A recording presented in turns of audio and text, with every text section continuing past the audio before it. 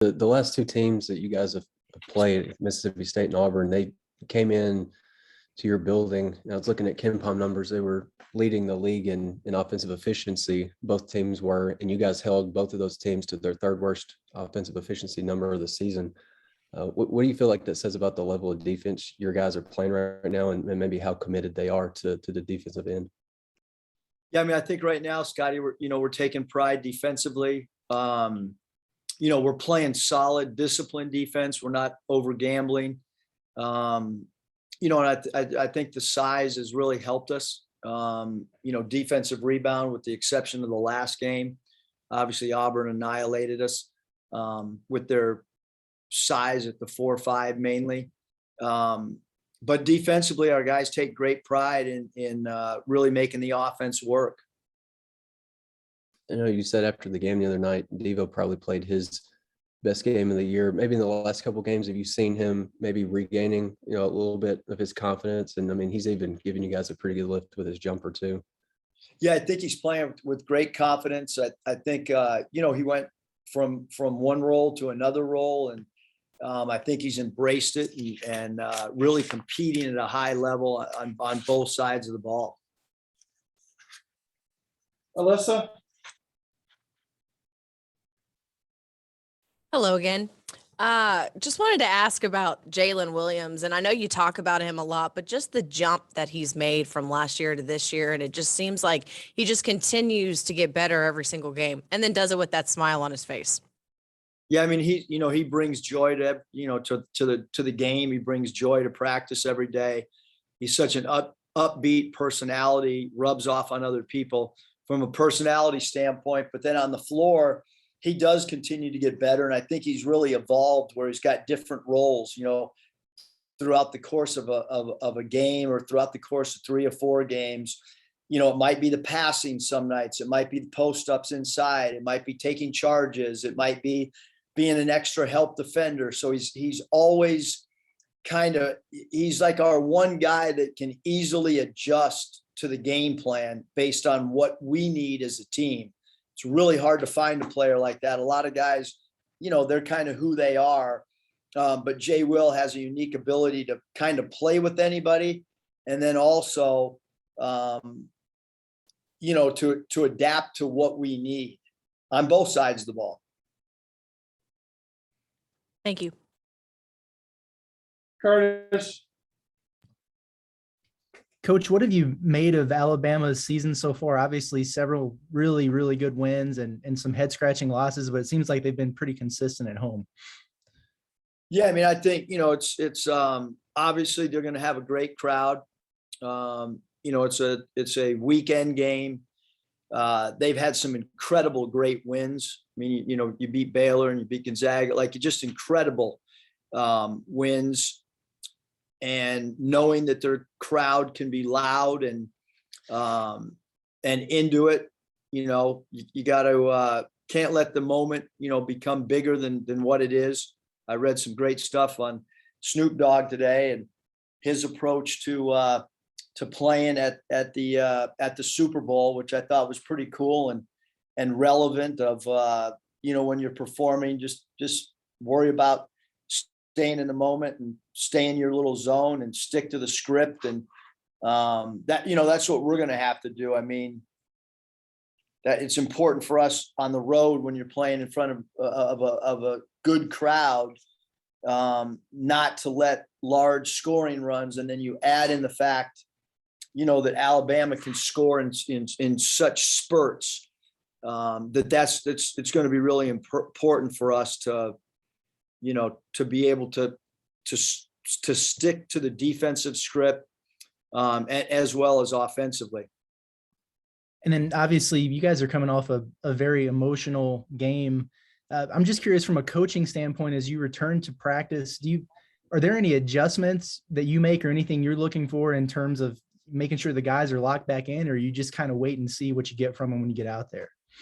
No, I mean, look, I have a daughter and she's still, you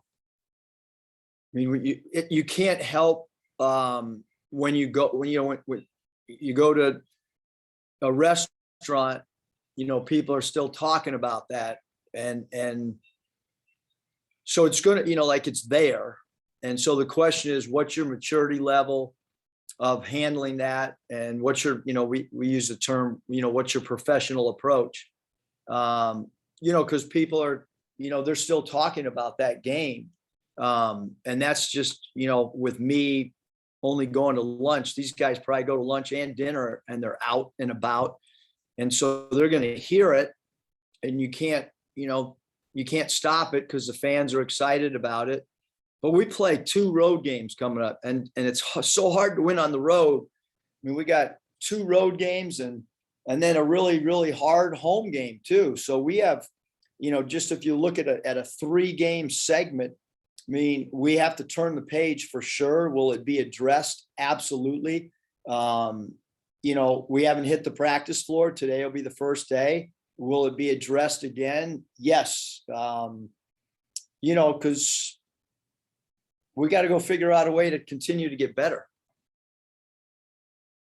Dudley. All 5 of your signees are having great seasons, not only scoring the ball, but doing a lot of other things to help their teams win. And all 5 of them, their teams are, pushing towards state titles and all that. Can you talk about the type of players that they are overall? And also, I would assume that you got plenty of texts from them the other night, excited. Just talk a little bit about that. I missed the last part of the question, Dudley. I assume you got a lot of texts from them the other night. What was their reactions? Yeah, I mean, I think, just not only text, but phone calls. I mean, shoot, I think I've talked to about all of them on the phone. And if I haven't, then it has been through text. Everybody really excited, about the win. And maybe more importantly, even than the win, was just the excitement on campus, pregame, in-game and post-game. But I think if there's a couple words about that, the group of incoming players, we got some really good passers and some really, really unselfish guys. I mean, I think we all know that, like Nick Smith is a incredibly dynamic scorer, but he's also a really willing, unselfish guard who competes at a high level. And Jordan Walsh is a fantastic, he's like the most underrated part of his game is his unselfish passing ability. I mean, he's a guy that sees the floor on the break and is a willing passer. So those 2 guys in particular are phenomenal passers. And so is Barry Dunning. You watch Barry Dunning play with his high school team, and they kind of play a high school Princeton type offense, and they're over disciplined, and he's a great passer.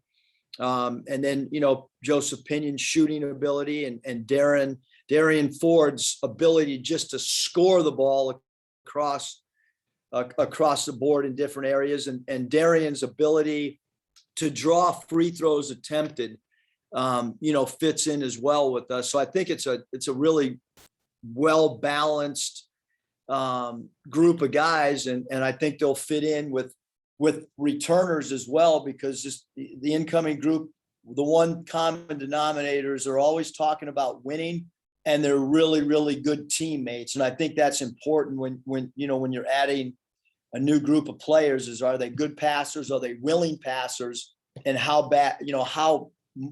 important is winning to them? So I think, Dudley, in a nutshell, that's how I don't know if that's what you were looking for or not. That's great. I appreciate it. Much respect for dropping the Snoop Dogg. Bob. Hey, Eric, how you doing? What's up, Hey, I Bob?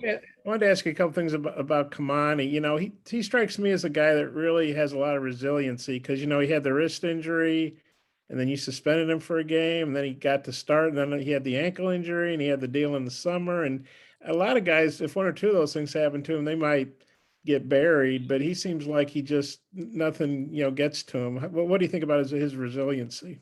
Yeah, I think the greatest gift that Kamani has is his toughness and his ability to come in on each day, and it's a new day for him. I mean, he's a guy that he wants to battle. He wants to compete. He's probably better in the game than he is practice even. I think because he's one of those guys that competition, he'd much rather compete and bang and be physical in a game than go through some of our 1 minute stations.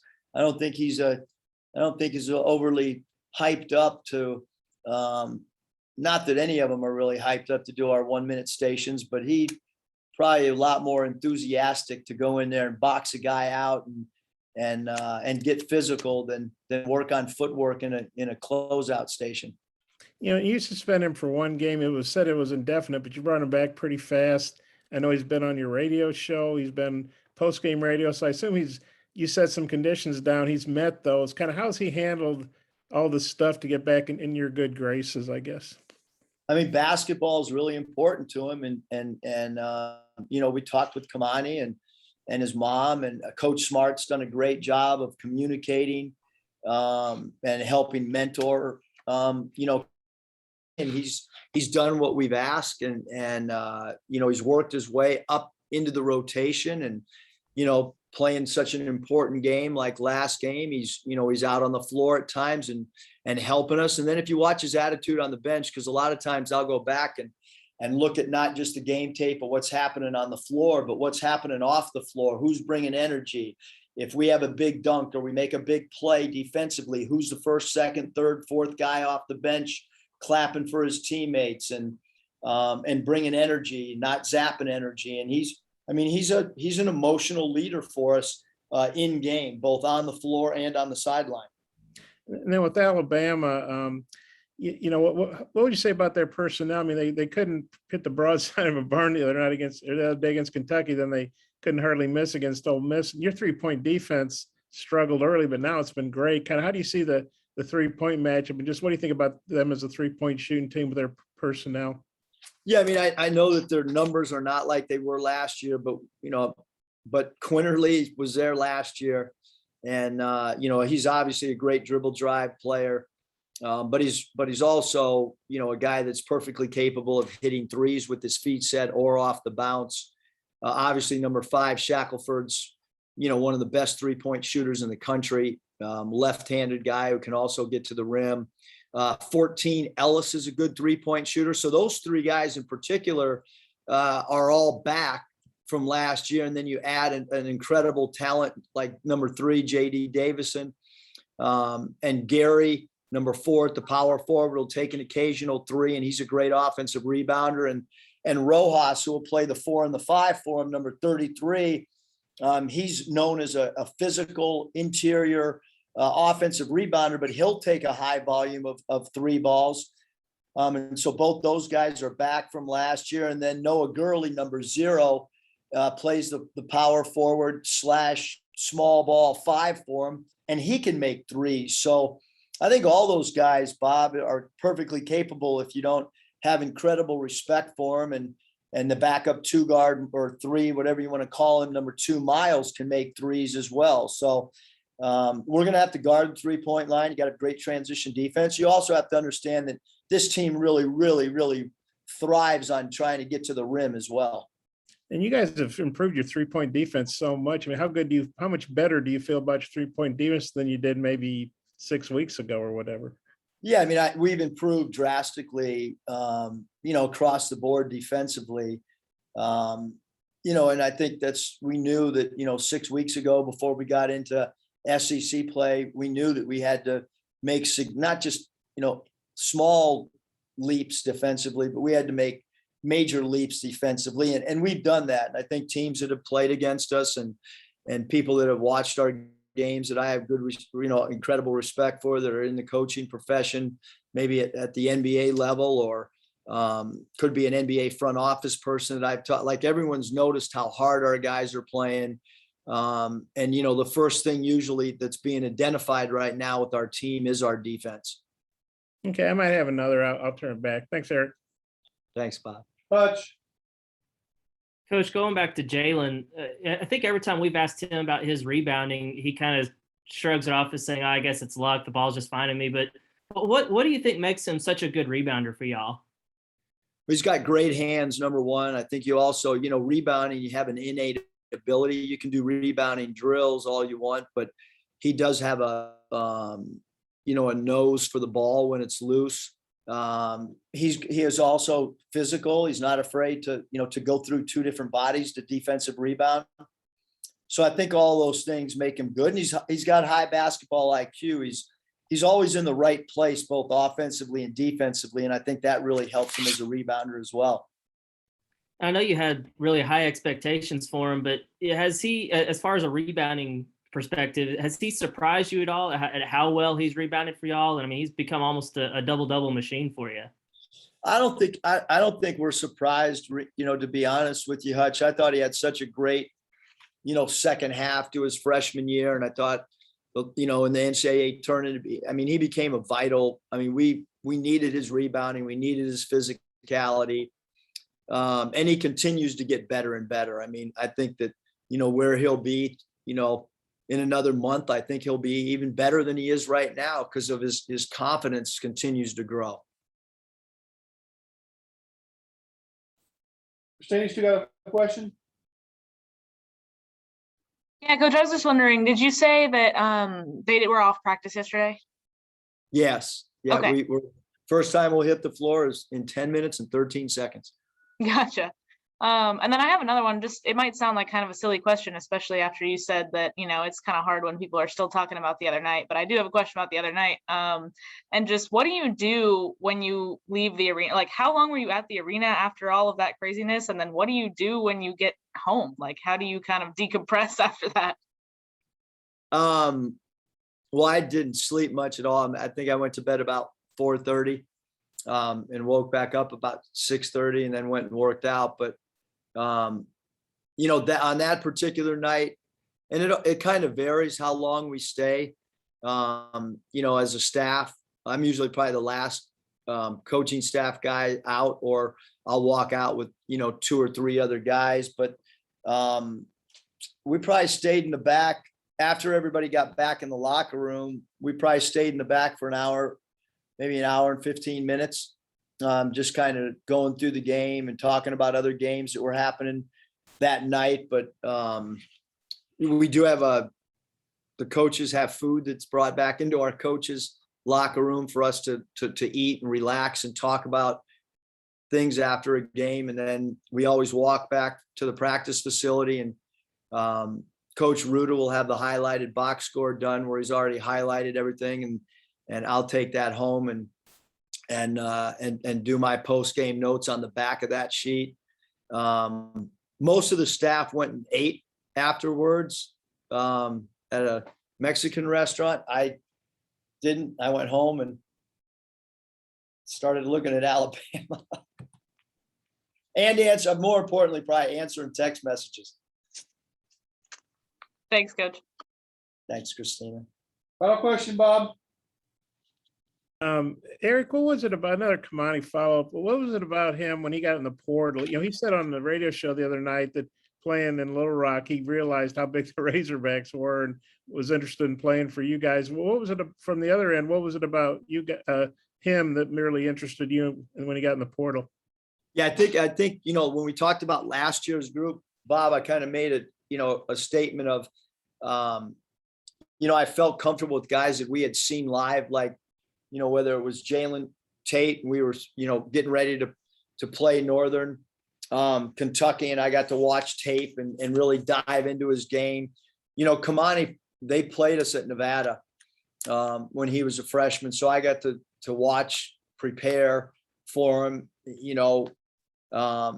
His free throws attempted per minute and his rebounds per minute, both those stats are stats that they always transfer up. Meaning if it's a mid-major player going to a high major and he's a high rebounder or a high FTA player, those stats correlate. Other stats some might not correlate.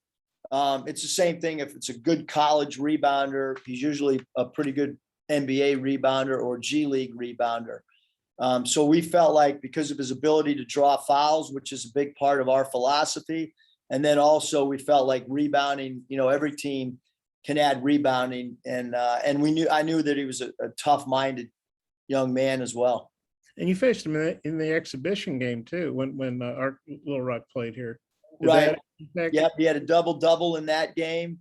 And so I've seen him, in a live game and then also in that exhibition game. So we actually competed against him twice. Yeah. And you know, you were on TMZ. I think that's probably usually not a good thing, but I guess in your case it was. They showed you without your shirt on, and you got a lot of, I mean, that's not your normal sports publicity, TMZ, but did you know you were on that? Yeah, I retweeted it. Okay. You got to start reading my Twitter, Bob. Come on, man. That's probably where I saw it. I could remember. And you were in the New York the New York Post had you that night. You were all over the place. I know that's not bad, right? That's good publicity. Although I have gained like 6 or 7 pounds since my wing is hurt. Yeah, I'll be in better shape come postseason play. I promise. Okay. Randy, final question, please. I got a question for them too when we're done. Okay. All right, real quick, Eric, do you feel like you're changing roles now, that is going from the hunter to the hunted after last night or the other night's game? Do you feel like your team will now have to change roles, that Arkansas will now be the hunted team? No, I mean, I don't think so. I mean, I think that, your approach, I'm more concerned with, when you win one game in a row, to win 2 games becomes hard. And then you win 2 in a row. I mean, it's called human nature. And so the only thing I'm worried about is how do we go and perform well against Alabama? And then when that game's over, how do we have good preparation for Missouri? I do think our ball club, Randy, continues to improve. And if we wouldn't have beaten Auburn and a ball would have bounced a different way I still would have thought our team got better, because I think that this team is getting better. The numbers analytically say we're getting better. The team chemistry is continuing to get better. So I think that's all we can concern ourselves with, Randy. Do I think that other teams' antennas are up and they're going to be more excited to play a team that's won 9 in a row? Absolutely. That's part of the deal when somebody's playing well, or if a team's ranked or whatever. So I think that is part of the deal right now. We're playing well. We've won a lot of games in a row. And so we've got to continue to have our antennas up to continue to get ourselves emotionally and physically ready as well, so that another team's not more fired up or more ready to play, whatever phrase you want to use. All right. 4 other people are playing with Snoop Dogg at the Super Bowl. Can anybody name any of the other performers? Mary J. Blige, Eminem, and Dr. Dre. Kendrick Wow. Lamar I am so pumped. I am so Wow. pumped. and That's Kendrick really good. Lamar. And Who Kendrick said Lamar. Kendrick Lamar? That was Hey, Kendrick Lamar. Yes. All right, you guys are on top of your game. I want to see Mary J out there. That's what I want to see. See you guys. Eric.